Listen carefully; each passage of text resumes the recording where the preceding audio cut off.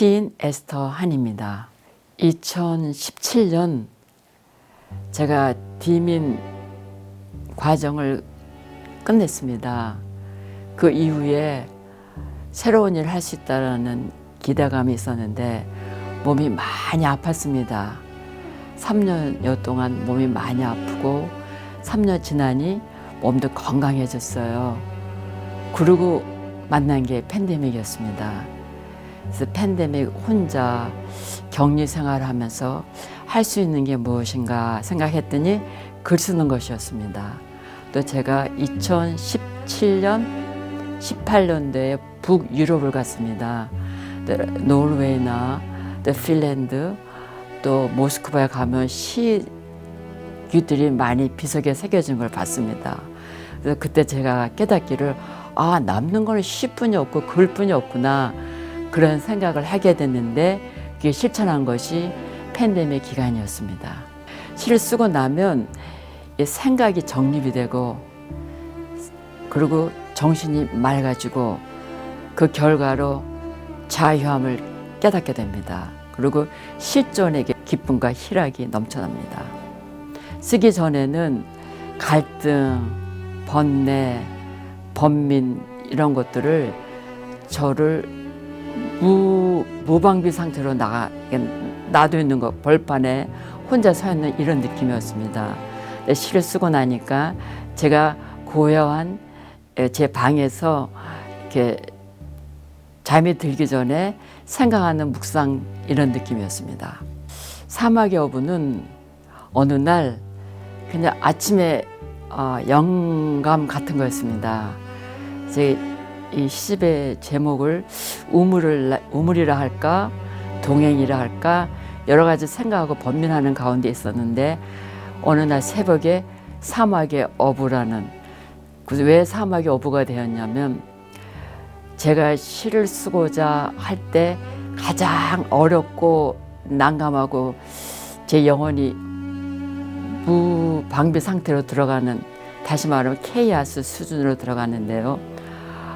그때 제 영혼은, 제 이 마음은 사막에 이미 가서 제가 고기를 잡으려고 네트와 낚싯대를 준비하고 있어요.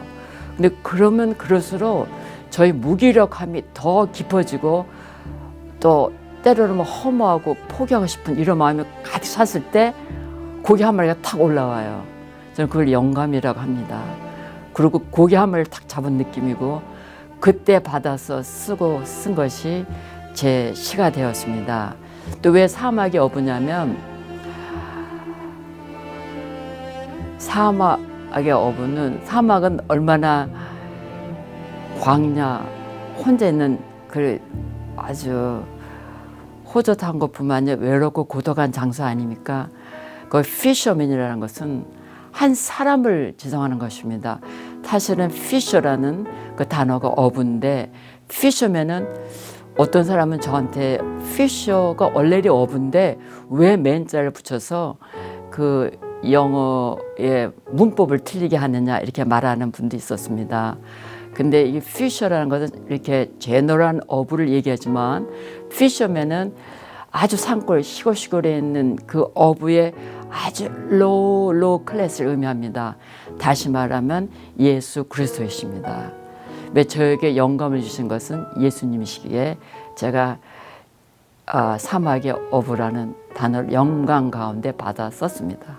제가 원하는 것은 제 시를 읽으면서 예수님께서 우리 일상생활에 늘 함께 동행한다는 것을 저는 전하고 싶었습니다. 제 사막의 전체 메시지는 예수님의 동행입니다. 동행. 우리가 엠마로 길을 걸으며 흘린 피 눈물 땅을 적시고 달빛 빗물처럼 떨어지는 카페에서 길에서 만난 사람과 포도주와 빵을 성만찬처럼 나눌 때 그의 못자국 난 손에 빛이 고였고 가시 면류관은 금왕관처럼 보였다. 그분이 평안을 우리에게 예복처럼 입히고 떠날 때 피 묻은 십자가는 빛나고 있다. 엠마오로 가는 두 제자 그 성화입니다. 그 성화는 우리 누가복음에 예수님이 부활하시고 엠마오로 가는 두 제자에게 나타나셨는데 제자들은 예수님을 몰라봤지요. 어느 주말 가서 포도주와 빵을 뗄 때 오? 주시다. 그리고 주님은 그때 어드렁 눈에 보이지 않았습니다. 그 장면을 제가 어떻게 생각하냐면 우리가 인생 사는데 매일매일 좀 늘 우리와 함께 하는데 우리는 그것을 모르고 살아간다는 것을 제 시를 통해서 알고 느끼고 체험해서 서로에게 힘을 얻고 용기를 얻자 하는 그런 목적이 있습니다. 시편 23편 3장 4절 5절 내가 사망의 음침한 골짜기를 지날지라도 해받을 것은 두려워하지 아니하면 주의 지팡이와 막대기가 나를 안위하시나이다. 나의 원수의 목전에서 나에게 상을 베푸시고 나의 머리에 기름을 부으시니 내 잔이 넘치나이다. 이 말씀에서 제가 영감을 얻고 이 시를 쓴 겁니다. 근데 제 환경이 그 당시에 갑자기 아픈 사람이 있었습니다.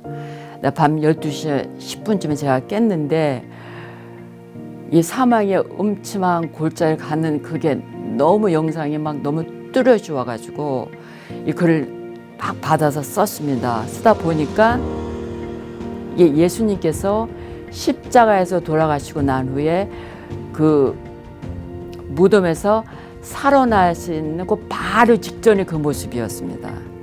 이 시를 쓰고 난 다음에 제가 한 5시 10분에 그 병원에 환자에게 신방을 했습니다. 새벽 5시 10분에 저를 보자마자 하는 말이 나는 죽었다 살아났어요. 그러는 거예요.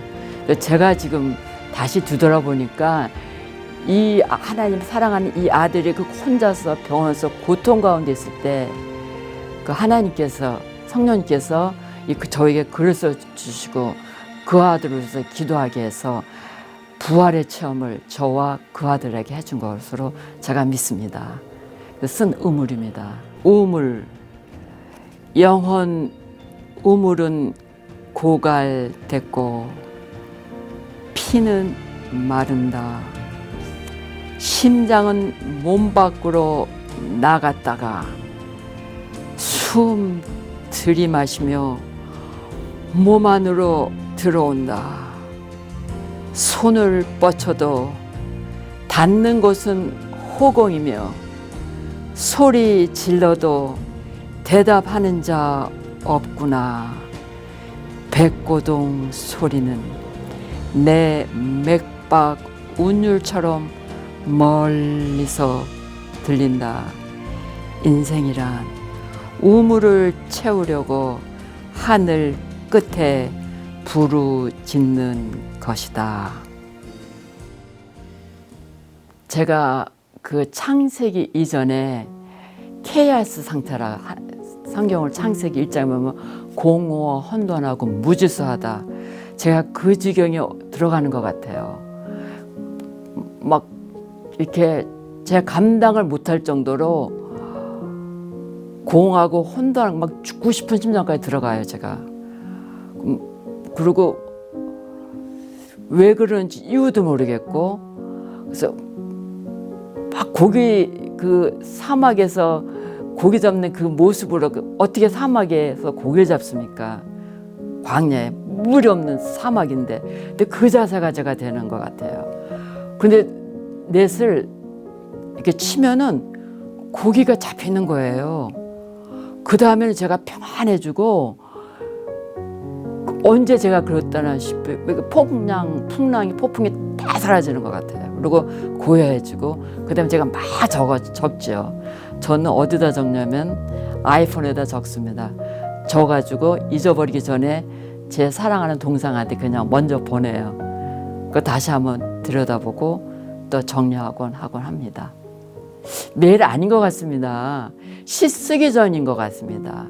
제가 이거를 표현하자면 산모의 그 고통이 아니었을까 싶어요.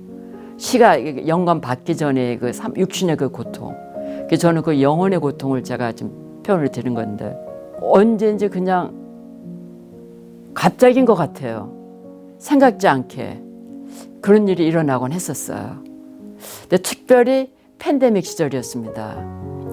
제가 팬데믹 시절에 태어난 전 시인입니다. 팬데믹 제 인생에서 저는 제가 환란이라고 표현을 합니다. 아침 한 8시쯤에 웨스턴하고 유가를 지나러 오면 차가 저 혼자 다닙니다. 얼마나 8시면 그 차 오기 트래픽이 많습니까? 근데 저는 이게 인생이 아니 이 지구가 끝나진 않을까 저는 그런 생각도 하게 됐습니다. 그때 아마도 그런 말씀드렸던 공허와 혼돈과 무주소가 더 자주 일어났던 것 같습니다. 왜 저희 시는 그 당시에 거의 다 쓴 시입니다. 꿈이 흘린 눈물 숨결조차 젖는다. 낙엽들 쪼그러 앉아 거리마다 떨고 있다. 이대로 종말인가? 아니면 고대하는 새 나라 도래할 것인가? 절망이란 희망을 잡아당기는 방화쇠 같은 분기점. 이 시를 쓰게 된 동기는 12월 초에 한 7시경에 제가 다운타운에 갔습니다. 저는 차 안에 있었고 밖에 처마 밑에 홈레스가 뒷모습으로 웅크리고 앉아 있었습니다. 제 눈에는 그게 낙엽처럼 보였습니다. 근데 홈레스 그 안에 제가 있더라고요. 더 깊이 들어가니까 예수님이 그 안에 계시더라고요. 예수님께서 목마른 자, 헐벗은 자, 배고픈 자, 병원에 있는 자, 감옥에 있는 자를 찾아간 것을 바로 나한테 한 것이라고 이 말씀이 생각이 났습니다. 그리고 제가 또한 홈레스이더라고요. 이 시는 꿈이 울고 있다. 많은 분들이 저에게 말씀하시기를 꿈이 울고 있다라는 말은 평생 처음 들었대요. 40년 이상을 문화평론가로 살았는데 이 꿈이 울고 있다는 것은 아직 꿈이 성취 안 됐다라는 의미도 있겠죠. 아니면 꿈이 이루어지는 과정 속에서 오는 여러 가지 어려움과 고통을 말할 수도 있습니다. 그래서 그 홈레스들 지금 우리 특별히 캘리포니아에서는 이 주적으로 큰 문제이지 않겠습니까? 어쩌면 우리의 책임일 수도 있을 것 같습니다. 왜?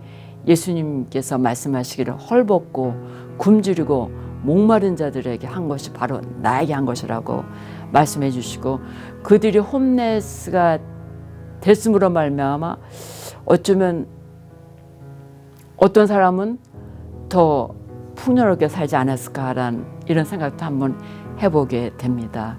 그래서 이 홈레스가 끝인 것 같지만 오히려 그 끝이 새로운 희망이 생기는 한 분기점이라 그렇게 소망을 주고 저 자신 또한 위로했습니다. 저는 창세기부터 요한계시록까지 66권 아니겠습니까? 그 창세기, 출애굽기, 레위기, 민수기, 신명기 등 그걸 토픽을 끄집어내 가지고 시를 좀 쓰고 싶습니다. 근데 그게 아직도 영감이 하나도 떠오르지가 않았습니다. 제가 요즘에 다시 생각해 보길래 제 생활을 통해서 성경을 만나는 게 어떨 것일까? 그러면 더 글이 쓰여지지 않을까 하는 생각을 해봅니다. 저는 지금 밥 잘 먹고 잠 잘 자고 하루하루 감사하며 기쁘고 즐겁게 주님의 함께함을 느끼며 함께함을 또한 전하며 서로 사랑하는 이렇게 살기를 원합니다. 어쩌면 우리가 다 사막의 어부입니다. 하나님께로 와서 이 땅에 살면서 주님과 함께 무에서 유를 찾아가고 또 없는 것에서 있는 것을 만들고 이루고 살고 있다는 것을 깨달으며 또 우린 누구도 글을 쓸 수 있다는 것을 함께 나누고 싶습니다.